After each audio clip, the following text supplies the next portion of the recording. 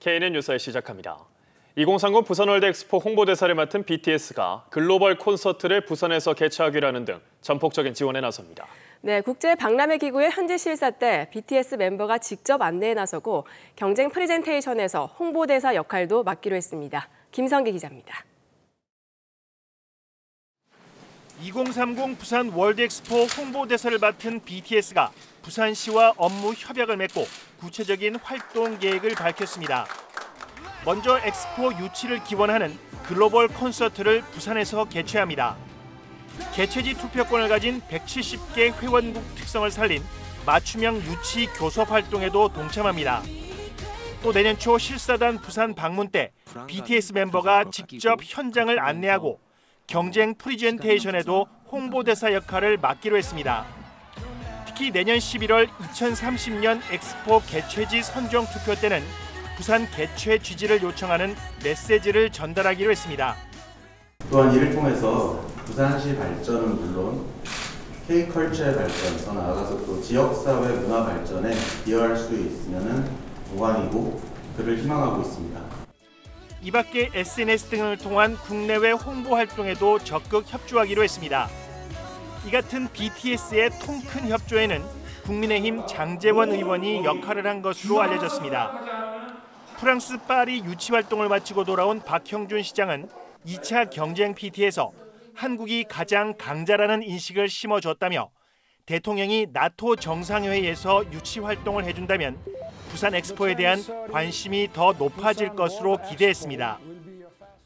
틀림없이 이번 나토에서 여러 정상들 만나면 엑스포 유치에 대한 협조 말씀을 하실 것으로 기대를 합니다. 예. 한편 경쟁국인 우크라이나에 대해선 종전 시점과 현지 실사 시기 그리고 전후 재건에 대한 유럽 지원 여부가 변수가 될 것으로 예상했습니다. KNN 김성기입니다. 파리에서 진행된 2030 월드엑스포 유치를 위한 2차 프레젠테이션이 끝났습니다. 대한민국 부산은 사우디 리야드, 이탈리아 로마와 함께 벌인 PT에서 잘 짜여진 구성과 연사들의 준비로 좋은 평가를 받았죠. 하지만 지역민들의 많은 관심과 기대에도 불구하고 수도권의 관심은 여전히 부족합니다. 특히 이번 프레젠테이션을 보도한 수도권 언론은 찾아보기가 힘들었습니다. 대통령이 적극적인 지원 의사를 밝히고 총리가 직접 프레젠테이션에 나섰지만 파리 현지보다 국내 반응이 더 미온적이었습니다. 이 같은 반응은 2030 월드엑스포를 아직 국가 행사로 여기지 않기 때문입니다. 2015년 밀라노 엑스포는 이탈리아가 치러냈습니다. 올해 3월에 끝난 두바이 엑스포는 아랍에미레이트가 치러냈죠. 이처럼 등록 엑스포는 한 도시가 아닌 국가 전체는 물론 인접 국가에까지 큰 효과를 미치는 세계 축제입니다. 엑스포 유치에 대한 전 국민의 관심은 지금부터 더욱 필요합니다. 2030 월드 엑스포는 대한민국이 여는 축제입니다. 앵커 리포트였습니다.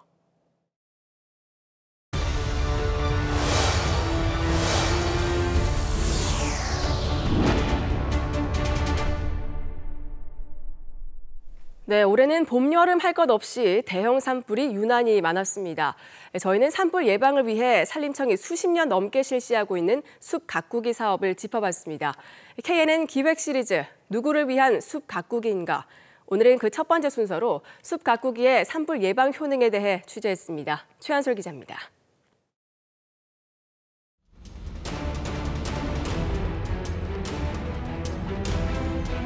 나흘 만에 주불이 잡혔던 밀양 산불.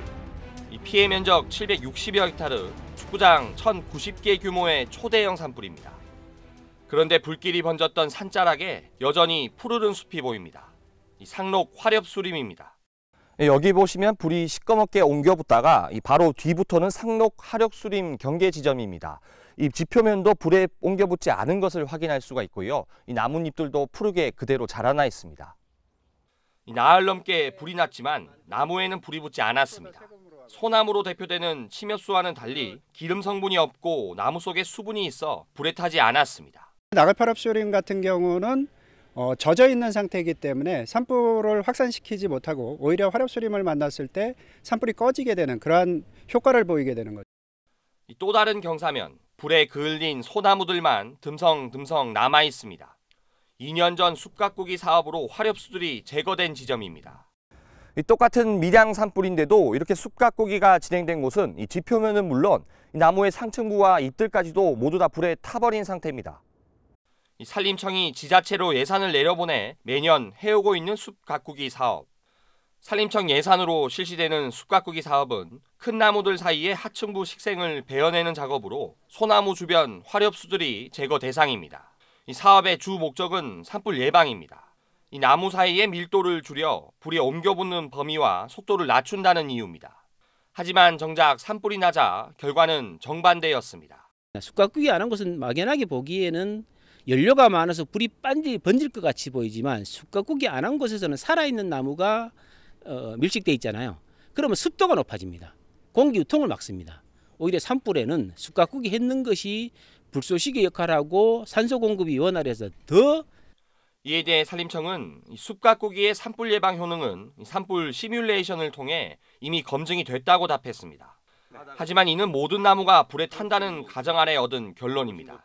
기름기를 머금고 있는 침엽수는 불에 그을리거나 타지만 수분이 많은 화렵수는 오히려 불길의 확산을 막았습니다. 결국 숲가꾸기 사업이 산불을 키우고 피해도 키웠습니다. 이런 가운데 부산 경남에만 올해 숲가꾸기 사업을 위해 550억이 넘는 예산이 내려와 집행될 예정입니다. KNN 최한솔입니다. 네, 현재 전국 전통시장의 상당수는 지은 지 30년이 넘어서 노후화 상태가 심각합니다. 이를 위해 전통시장 재개발이 추진되고 있지만 높은 규제의 벽에 가로막혀 진척을 보이지 못하고 있습니다. 김상진 기자가 보도합니다. 부산의 한 전통시장입니다. 언뜻 잘 운영되는 것처럼 보이지만 상가 안에 들어가 보면 상황은 다릅니다. 대부분 상점의 문이 닫혔습니다. 점포마다 채워진 자물쇠들, 소파 위에 가득한 먼지가 상가의 쇠락을 말해줍니다. 어쩔 수가 없는 거죠. 다 앞에도 점포 보면 막 7, 8명은 다 바뀌었거든요. 2, 3년 하고 바뀌고 계속 그러니까. 이 재래시장의 위기라는 것이 하루 이틀의 일은 아니라지만 최근 몇 년 동안 이 상황은 훨씬 확대되고 심각해졌습니다. 이곳뿐만이 아닙니다. 상가 형태로 만들어진 전통시장 다수가 7, 80년대에 만들어졌고 노후화와 함께 상권의 급속한 쇠락을 겪고 있습니다. 온라인 매장으로 나가다 보니까 전통시장은 더 침체되고 지금 현재로서는 2층은 거의 창고 형태로만 사용하고 있는 형태입니다. 짧은 번영기와 기나긴 쇠락의 과정을 모두 겪은 상인들. 수십 년 동안 지켜온 점포를 차마 떠나지 못할 뿐 차라리 재개발이 되기를 바라는 마음입니다. 재개발을 하는 건 안 좋겠습니까? 정권이 또 밖에서 좀 해주려고 모르지만 지금까지는 여러 가지로 부탁을 해도 안 돼요. 노후한 재래시장은 시장 정비 사업, 쉽게 말해 재개발 대상입니다. 그러나 사업 조건은 아주 까다롭습니다. 대표적인 게 시장 정비 사업 이후 6개월 안에 3,000제곱미터 이상의 대규모 상가를 지어야 한다는 법 규정입니다. 상권의 공실이 심각한 상황에 상가를 더 늘리라는 건 과도한 규제라는 지적이 많고 이외에 기부 체납 요구 등도 사업 추진의 걸림돌입니다. 다만 3,000제곱미터 이상 점포를 만들어야 하는 규제를 완화하는 내용의 개정안이 국회에 발의된 것이 그나마 다행스러운 일입니다. 자기가 가진 면적 이상의 면적을 확보할 수 있는 그런 개발 계획을 하라는 내용이기 때문에 개발을 제대로 해서 현대화를 해서 상권이 진짜 활성화될 수 있도록 현실화시키는 그런 취지에 부산시도 불필요한 규제는 완화하고 사업은 보다 활성화될 수 있도록 4월부터 용역에 착수한 상황입니다. 국회에 그 법률에 그 조회 올 때 저희가 의견을 제시할 거고 그 법률이 통과가 된다면 충분히 시장 정비 사업을 할 때 반영해서 규제 완화의 움직임이 침체된 시장 정비 사업에 보다 활기를 주게 될지 기대가 높아지고 있습니다. KNN 김상진입니다.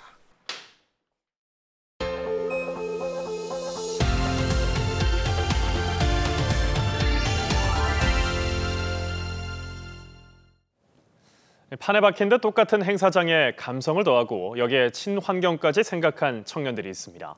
지역에 반짝이는 스타트업들을 발굴해 조명하는 기획보도 렛츠고 스타트업. 오늘은 만만한 녀석들을 강소라 기자가 보도합니다. 텅 비어있던 회색빛 보도블럭에 화사한 입장문이 들어섰습니다. 길을 따라 아담한 목재 테이블들과 감성을 더해줄 전구들이 더해집니다. 평범했던 장소를 플리마켓 등 다양한 행사를 위한 특별한 공간으로 바꾸는 일은 부산의 스타트업 만만한 녀석들입니다. 폐기물이 없는 행사장을 위해 기존 업체들이 많이 쓰는 플라스틱 등을 대신해 재활용이 가능한 목재 등 친환경 재료를 고집합니다. 특히 이번 행사 같은 경우에는 현수막이 없는 행사를 만들기 위해서 이렇게 저희가 칠판을 만들어서 본인이 판매하고자 하는 상품 그리고 본인의 회사명을 적어서 다시 지워서 쓸 수 있게 만들어서 행사를 진행하고 있습니다. 친환경이라는 만만하지 않은 일을 만만하게 해낸 공로를 인정받아 친환경 관련 각종 공모전에서 수상을 이어가고 있습니다. 여기에 더해 각 행사의 특성에 맞게 차별화에도 성공하며 젊은이들의 감성 공략에도 성공했습니다. 직원 절반이 20대인데 인턴부터 시작한 손경주 씨도 수도권 취업 대신 지역에서 함께 성장하기로 했습니다. 나무로 직접 만든 그 아이템들을 활용해서 감성적인 행사들을 연출하더라고요. 이런 부분이 지금 행사를 하는 회사들 중에서도 약간 좀 차별성이 있다고 생각이 들어가지고 여기서 계속 쭉 같이 함께 해야겠다라고. 지난 2018년 대학 동창과 단둘이 시작한 기업은 직원 12명, 매출 20배가 뛴 기업으로 성장했습니다. 전국에서 들어오는 수요를 감당하기 위해 지난해 인천에 지사를 설립했고 수도권에는 공장을 마련했습니다. 폐기물 없는 행사장을 만들어가는 게 저희의 가장 큰 목표고요. 그걸 만들어감으로써 어떻게 보면 부산의 지역산업인 마이스 산업, 주력 산업이라고 볼 수 있는데 이 산업이 지속 가능한 산업이 될 수 있도록 바꿔가는 게 저희의 포부입니다. 기존의 천편일률적인 행사장을 넘어서 감성과 친환경의 가치를 고민하는 지역의 청년들. 자신만만한 이들의 행보가 지역 산업에 어떤 활기를 불어넣을지 주목됩니다. KNN 강소라입니다. 네, 정부가 지방교육청에 지급하는 지방교육재정교부금을 두고 갈등이 커지고 있습니다. 올해 역대 최대 규모를 지급했는데 앞으로 지급 대상을 기존 초중고에서 대학까지 확대하겠다고 밝히면서 교육청의 반발이 커지고 있습니다. 윤혜림 기자가 취재했습니다. 창원의 한 고등학교 화장실입니다. 재래식 변기를 아직도 사용합니다. 20년째 사용하면서 곳곳이 낡았습니다. 경남교육청은 올해 390여억 원, 앞으로 500여억 원을 들여 노후 화장실 개선 사업을 펼칩니다. 또 노후 학교를 바꾸는 사업에는 앞으로 1조 9천여억 원이나 필요합니다. 돈 들 곳 많은 교육청, 당장 올해 예산은 넉넉합니다. 시도교육청 재정의 가장 큰 부분을 차지하는 지방교육재정교부금이 크게 늘었기 때문입니다. 올해 경남교육청에 지급한 지방교육재정교부금은 1조 3,700여억 원, 부산도 1조 1,400여억 원이 늘어나 지난해보다 32%나 많습니다. 역대 최대 규모 예산으로 사업 진행에 숨통이 트이는가 싶었는데 정부가 초중고등학교에 지원하는 지방재정 교부금을 대학까지 나눠 지원하겠다고 밝히면서 교육청과의 갈등이 고조되고 있습니다. 학생 인구가 감소하니 예산을 줄이겠다는 이유입니다. 교육청은 지방교육재정 교부금의 경우 내국세 20.79%가 연동돼 책정되는 만큼 해마다 변동폭이 크다는 입장입니다. 지방교육재정교부금이 올해는 세수가 많이 확보됐지만 또 내년에는 어떻게 될지 모릅니다. 만약 이 예산을 고등교육과 나눠서 지원한다면 안정적인 지원이 어려울 것으로 예상됩니다. 교육청의 반발이 거세지는 가운데 정부의 정책 방향에 따라 갈등도 확산할 전망입니다. KNN 윤혜림입니다. 부산항 컨테이너 터미널에서 붉은 불개미 150마리가 발견돼 긴급 방제 작업이 진행됐습니다. 방역당국은 그제 부산항에서 반출된 옥천군 물류창고 컨테이너에서 붉은 불개미 850마리를 발견하고 자성대 부두에서도 150마리를 추가로 확인해 방역 작업을 벌였다고 밝혔습니다. 맹독성 해충인 붉은 불개미는 생태계 교란 야생 생물로 쏘이면 통증과 함께 과민성 쇼크 증상이 발생할 수 있습니다. 임용된 지 3개월 된 부산의 한 신입 소방관이 집에서 숨진 채 발견된 가운데 직속 상사의 갑질이 있었다는 내부 제보가 나와 소방당국이 감찰에 나섰습니다. 부산소방재난본부는 지난 21일 오후 30대 A 소방사가 집에서 숨진 채 발견됐고 다음 날부터 직속 상사인 B 팀장을 상대로 갑질 제보와 관련해 진상조사를 진행하고 있다고 밝혔습니다. A씨는 유서를 남기지 않은 것으로 알려졌으며 소방당국은 A씨의 휴대전화 디지털 포렌식을 경찰에 요청했습니다. 경남도가 운영하는 대학생 기숙사인 남명학사 창원관에서 집단 식중독 의심 신고가 접수돼 행정당국이 조사에 나섰습니다. 창원시는 남명학사 식당에서 식사 뒤 식중독 증상을 보인 학생 10명의 검체를 채취해 경남보건환경연구원에 의뢰했습니다. 시는 지난 16일 남명학사 학생들의 식중독 신고를 받았다며 하루 동안 200여 명이 식당을 이용했다고 밝혔습니다. 네, 국민의힘 부산시당이 지방선거 당선자 워크숍을 개최했습니다. 행사에는 박형준 부산시장 등 지방선거 당선자 180여 명 외에도 백종원 부산시당 위원장을 비롯한 국회의원, 당협위원장들이 참석했습니다. 특히 최근 거취가 주목받고 있는 이준석 당대표가 당의 발전 전략과 관련한 특강을 진행해 눈길을 끌었습니다.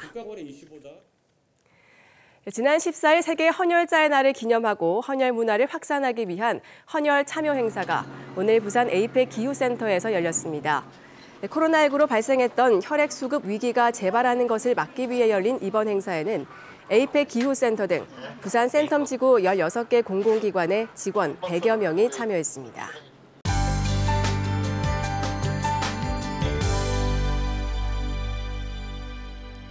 장마 기간에 맞는 첫 주말입니다. 하늘은 대체로 흐리겠지만 뚜렷한 장맛비 소식은 없겠는데요. 다만 다시 후텁지근한 가운데 기온은 오늘보다 더 오르겠습니다. 또 내일 오전부터 저녁 사이에 경남 내륙을 중심으로는 강한 소나기가 지날 수 있어서 주의해 주셔야겠습니다. 예상 강수량은 10에서 60mm 정도로 지역별로 강수 편차가 크겠습니다. 내일 아침까지 남해안을 따라서는 안개가 짙겠습니다. 교통 안전에 각별히 유의해 주시기 바랍니다. 내일은 전국에 구름이 다소 많겠고요. 내륙을 중심으로는 소나기가 지나는 곳이 많겠습니다. 내일 아침 기온은 오늘과 비슷하겠습니다. 한낮 기온은 오늘보다 1도에서 3도 정도 높겠는데요. 낮 최고 창원은 29도, 거제는 27도, 내륙인 밀양은 31도가 예상돼서 한낮은 덥겠습니다. 부산도 낮 최고 26도, 양산은 30도 등으로 예년 이맘때의 기온을 살짝 웃돌겠습니다. 바다의 물결은 동해남부와 남해 동부 먼 바다에 풍랑특보가 발효된 가운데 매우 높게 일겠습니다. 부산 경남 지역 당분간은 뚜렷한 장맛비 소식은 없겠지만 내내 하늘빛은 흐릴 것으로 예상됩니다. 날씨였습니다.